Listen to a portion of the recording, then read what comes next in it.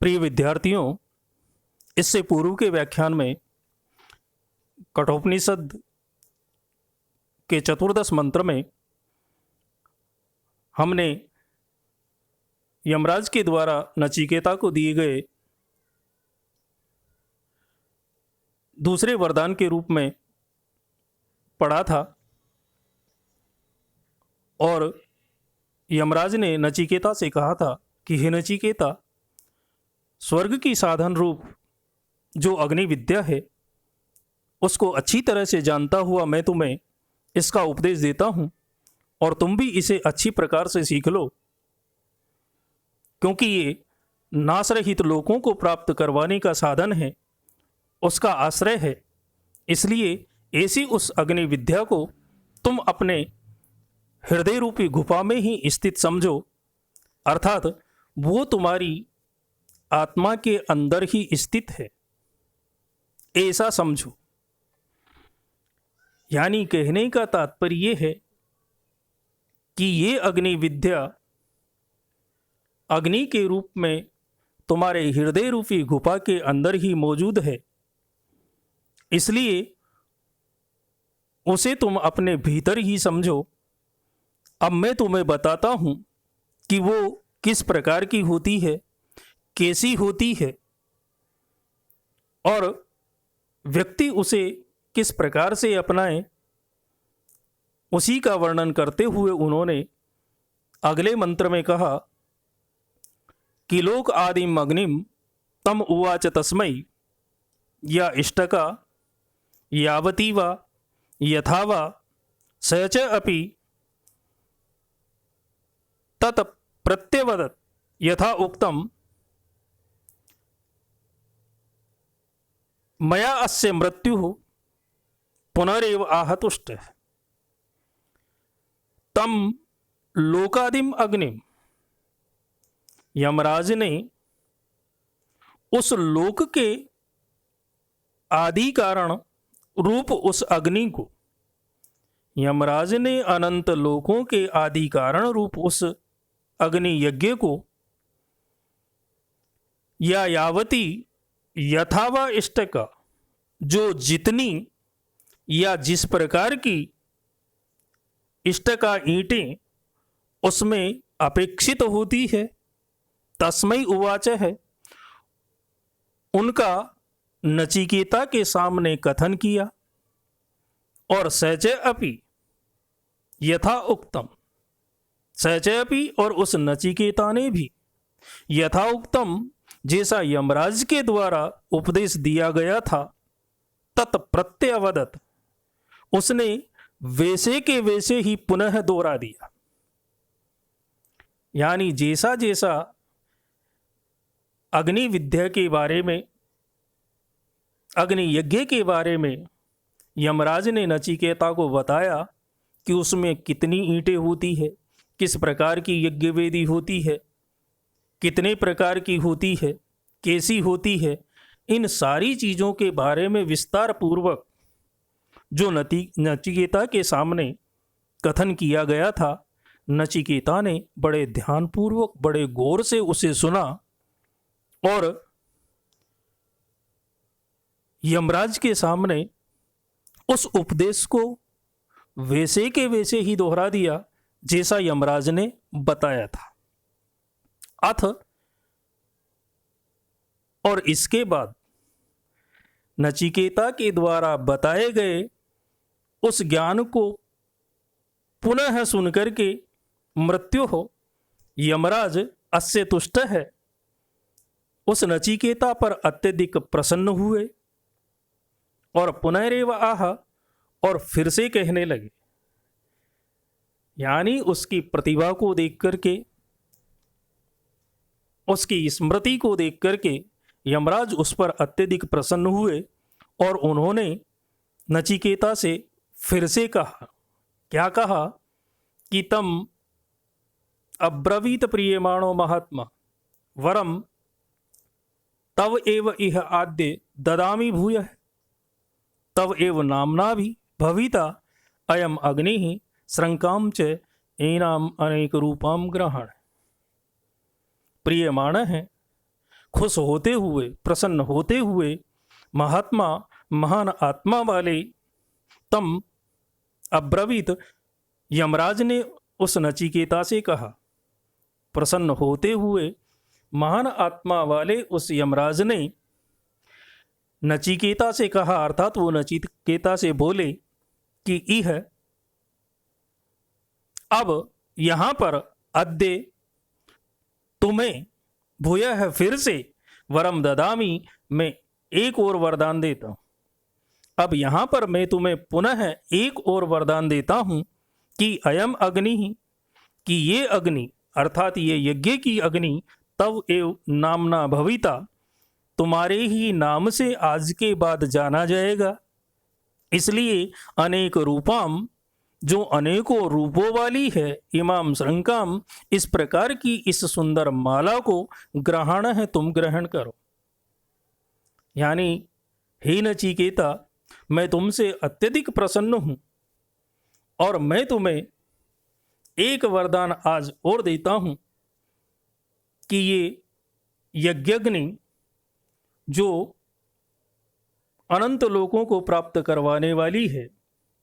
आज के बाद इस संसार में तुम्हारे ही नाम से प्रसिद्ध होगी, तुम्हारे ही नाम से जानी जाएगी। इसलिए जो अनेक रूपों वाली है, ऐसी इस सुंदर माला को तुम ग्रहण करो। अनेक रूपाम यहाँ इसलिए कहा गया है, माला इसलिए कहा गया है क्योंकि ये माणिक और मोतियों की माला की तरह बेस कीमती है, अत्यधिक कीमती है, जो व्यक्ति के जीवन को संवार सकती है। अनेक रूपों वाली इसलिए कहा गया है क्योंकि अग्नि यज्ञ में कितनी ईंटें होती है, वो कितने प्रकार का होता है, उसका आचरण मनुष्य किस प्रकार से करे जिससे कि उसका इहलोक सुधर जाए और वो उन अनंत लोकों को प्राप्त कर सके। इन सारी चीजें के समाहित होने के कारण ही उसे अनेक रूपों वाली और सुंदर माला के रूप में बताया गया है कि ऐसी उस सुंदर माला को तुम मेरी तरफ से ग्रहण करो। और नचिकेता, तुम ये मत समझना कि मैं ये तुम्हें तीसरा वरदान दे रहा हूं, ये मैं अपनी तरफ से प्रसन्न होकर के तुम्हें दे रहा हूं कि आज के बाद ये अग्नि विद्या इस संसार में तुम्हारे ही नाम से प्रसिद्ध होगी, अर्थात लोग इसे नचिकेत अग्नि के नाम से जानेंगे। और फिर उसके बाद उन्होंने उसका विस्तृत वर्णन करते हुए कहा कि त्रिनाचिकेत है, त्रिभी संधिम एत्य, त्रिकर्म करता है, तरति जन्म मृत्यु ब्रह्मजज्ञम देवम इड्यम विदित्वा निश्चय इमाम शांतिम अत्यंतम एति। नचिकेत है, इस नचिकेत अग्नि का त्रिभी 3 बार चयन करने वाला, यानी 3 बार नचिकेत यज्ञ करने वाला, त्रिभी संधिम एत्य, 3 प्रकार की संधियों को रखने वाला, अर्थात माता पिता और गुरु से संबंध रखने वाला, यानी दिन में 3 बार नचिकेत यज्ञ करने वाला, माता पिता और गुरु से संबंध रखने वाला, त्रिकर्म करता है और 3 कर्मों को करने वाला, अर्थात देव पूजन, अतिथि पूजन और दान कर्म। इन 3 कर्मों को करने वाला व्यक्ति जन्म मृत्यु तरति, जन्म और मृत्यु के बंधनों से पार हो जाता है। ब्रह्मजज्ञम, हिरण्यगर्भ रूपी उस ब्रह्म से उत्पन्न ज्ञानी, देवम विदित्वा, ईश्वर को जानकर के, हिरण्यगर्भ ब्रह्म से उत्पन्न होने वाले ज्ञानी की आराधना के योग्य उस ब्रह्म को, उस ईश्वर को जानकर के निश्चय इमाम अत्यंतिम शांतिम एति, निश्चय और निश्चित रूप से उसका अपनी आत्मा से अनुभव करते हुए, अत्यंतम शांतिम एति ब्रह्म समाधि रूप अपार शांति को प्राप्त करता है। यानी हे नचिकेता, जो मनुष्य दिन में 3 बार नचिकेत अग्नि का चयन करता है, जो 3 लोगों से संबंध बनाए रखता है, माता पिता और गुरु से संबंध बनाए रखता है, जो देव पूजन, अतिथि पूजन और दान कर्म आदि समस्त तीनों कर्मों को करने वाला है, ऐसा व्यक्ति अपने जीवन में ही अर्थात अपने जीते जी ही जन्म और मृत्यु के बंधनों से पार हो जाता है और हिरण्यगर्भ ब्रह्म से उत्पन्न ज्ञानी उस आराधना योग्य ईश्वर को जान करके उसका अपनी आत्मा से अनुभव करता हुआ इस ब्रह्म समाधि रूप अपार शांति को, अत्यंत शांति को प्राप्त करता है। और इसलिए यह विद्वान तृण नचिकेत है। ये एवं विद्वान चिनुते नचिकेतम स मृत्युपासान पुरतः प्रणोद्य शोकतिगो मोदते स्वर्गलोके। यह विद्वान, जो विद्वान नचिकेत है, इस नचिकेत अग्नि का अनुष्ठान करने वाला है। यानी हे नचिकेता, जो विद्वान दिन में 3 बार इस नचिकेत अग्नि का अनुष्ठान करता है, एतत् त्रयं विदित्वा, और जो इन 3 प्रकार की चीज़ों को जानता है, यानी माता पिता और गुरु की सेवा करने वाला है, और एवं नचिकेत चुनुते, और जो देव पूजन, अतिथि पूजन और दान कर्म करने वाला होकर के इस अग्नि का चयन करता है, इस नचिकेत यज्ञ को करता है, तो ऐसा वो विद्वान, ऐसा वो मनुष्य पूर्णतः है अपने इसी जन्म में, अपने जीते जी मृत्यु पाषाण प्रणोद्य, जन्म और मृत्यु के बंधनों को काट करके शोक अतिगह, समस्त प्रकार के दुखों को पार करके स्वर्गलोक में मोदते आनंद उठाता है। वो व्यक्ति अपने जीते जी जन्म और मृत्यु के बंधनों से मुक्त हो जाता है और समस्त प्रकार के दुखों को पार करके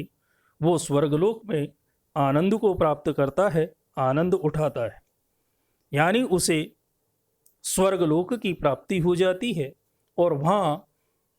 उसे आनंद ही आनंद मिलता है। इसलिए एस ते नचिकेतः अग्नि स्वर्गो यम वर्णिता द्वितीयेन वरेण एतम अग्निम तम एव प्रवक्षन्ति जनासः तृतीयम वरम नचिकेता वर्णिस। नचिकेता है, इसलिए हे नचिकेता, एस तय स्वर्गम अग्नि, ये तुम्हारी स्वर्ग को प्राप्त करवाने वाली अग्नि विद्या है। यम, जिसको कि द्वितीय वरेण वर्णिता, तुमने दूसरे वरदान के रूप में मांगा था। और जनास है, और संसार में लोग एतम अग्निम, इस अग्नि को तव एव प्रवक्षन्ति, तुम्हारे नाम से ही पुकारेंगे। और संसार में मनुष्य इस अग्नि विद्या को तुम्हारे ही नाम से पुकारेंगे। इसलिए नचिकेता है, हे नचिकेता, तृतीयम वरम वणेस्व, अब तुम अपना तीसरा वरदान मांगो। यानी हे नचिकेता, उस स्वर्ग को प्राप्त करवाने वाली अग्नि विद्या का ज्ञान मैंने तुम्हें प्रदान कर दिया है, जिसको कि तुमने दूसरे वरदान के रूप में मांगा था। और ये अग्नि विद्या इस संसार में मनुष्यों के द्वारा तुम्हारे नाम से ही पुकारी जाएगी। इसलिए अब तुम अपना तीसरा वरदान मुझसे मांगो।